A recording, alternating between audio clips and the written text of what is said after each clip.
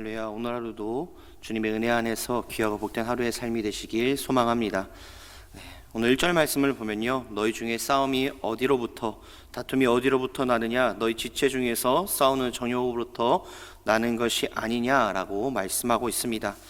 야고보는 인간 사회의 끝없는 분쟁과 싸움의 근원을 추적하고 있는데요, 인류의 역사는 전쟁의 역사라고도 말할 수가 있습니다.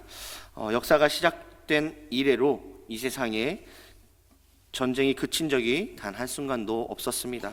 지금도 지구촌 어느 한 구석에서는요, 전쟁이 벌어지고 있습니다. 그리고 우리 개인의 삶도 역시 다툼의 연속이라고 볼 수 있습니다. 결국 야고보는 이러한 전쟁과 다툼의 근본의 원인을 인간의 욕심에서 찾고 있는 것을 말씀을 통해 볼 수 있습니다. 일반적으로 세상 사람들은 모든 분쟁과 다툼, 더 나아가서 인생과 사회의 모든 문제의 근원을 근본 원인을 이제 개인이 아니라 사회 구조나 제도 등에서 찾으려고 합니다. 하지만 모든 문제의 원인과 해결책은 궁극적으로 제도나 사회 등이 아니라 개인에게서 찾아져야 한다라는 말씀입니다.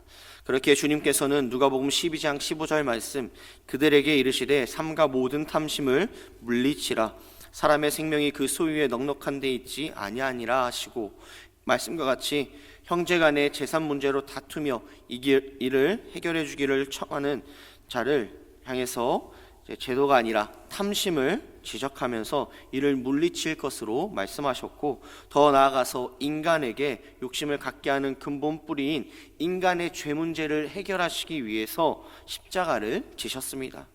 그렇게 우리는 이 땅의 모든 개인과 사회가 직면한 그 문제의 원인과 해결책을 멀리서 찾지 말고 먼저 우리의 한 사람 한 사람의 내부에서 찾아야 합니다. 갈라디아서 5장 16절 말씀, 내가 이르노니 너희는 성령을 따라 행하라, 그리하면 육체의 욕심을 이루지 아니하니라 라고 말씀하고 합니다. 우리 마음속에 이 말씀을 새기고 성령을 따라 행하는 믿음의 삶이 되시길 소망합니다. 그렇게 우리는 믿음과 겸손으로 하나님께 순종해야 합니다. 그 결과 우리에게 더 큰 은혜와 축복을 베풀어 주시기 때문입니다. 6절에서 7절 말씀은요, 그러나 더욱 큰 은혜를 주시나니 그러므로 일러스되 하나님이 교만한 자를 물리치시고 겸손한 자에게 은혜를 주신다 하였느니라. 그런즉 너희는 하나님께 복종할지어다, 마귀를 대적하라, 그리하면 너희를 피하리라 라고 말씀합니다. 야고보는 잠언 3장 34절을 인용하여서 오직 믿음과 겸손으로 하나님께 순종해야 한다라고 말씀합니다. 그런데 우리는 늘 입으로 충성과 그런 은혜와 축복을 바란다라고 하면서도 실제의 삶에 있어서 교만한 마음을 품고 살기 일수임을 우리는 경험을 통해 돌아보게 됩니다. 먼저 하나님께 순종하는 것이 아니라 하나님이 축복하시면 순종하겠다라는 하나님과 거래를 하려고 할 때가 많이 있음을 돌아보게 됩니다. 하지만 우리는 믿음과 겸손으로 하나님께 순종해야 합니다. 나에게 은혜를 베풀어 주실 때만, 나에게 원하는 것을 이루어 주실 때만 하나님 앞에 감사하며 기쁨으로 나아가는 것이 아니라 하나님께서 언제나 어느 때나 우리에게 은혜를 베풀어 주시고 있음을 우리가 믿고, 우리에게 복 주시고 은혜와 축복을 베풀어 주심을 믿고 그 믿음 가운데 감사함으로 기쁨으로 나아가는 우리의 삶이 되어야 합니다. 나만의 순종을 통해 문둥병이 썩어가던 그 몸이 어린아이의 살처럼 깨끗해지는 그런 결과를 얻은 것과 같이 밤새도록 빈 그물만 건져 올리던 베드로가 순종함으로 그물이 찢어지도록 많은 물고기를 잡은 결과를 얻은 것과 같이 손 많은 자를 고치실 때나 물을 포도주로 만드실 때와 같이 순종하는 자에게 은혜와 축복을 베풀어 주심을 우리는 말씀을 통해 볼 수 있습니다. 이렇게 나아갈 때 우리는 하나님께서 8절 말씀, 하나님을 가까이 하라, 그러면 너희를 가까이 하리라 라고 말씀하시고 계시고, 잠언 4장 8절 말씀, 그를 높이라, 그러면 그가 너를 높이 들리라 라는 이 말씀과 같이 우리는 하나님을 가까이 하고 하나님을 높이는 그러한 삶을 살아야 합니다. 또한 두 마음을 품지 말고 오직 주만 바라고 의지하며 살아가는 삶이 되어야 합니다. 두려움을 품지 말라는 것은요, 두 마음을 품지 말라는 것은 하나님의 뜻과 자기의 생각을 혼동하지 말아야 한다라는 말씀입니다. 먼저 자신의 뜻과 욕심을 하나님의 뜻으로 교묘히 위장해서는 안 됩니다.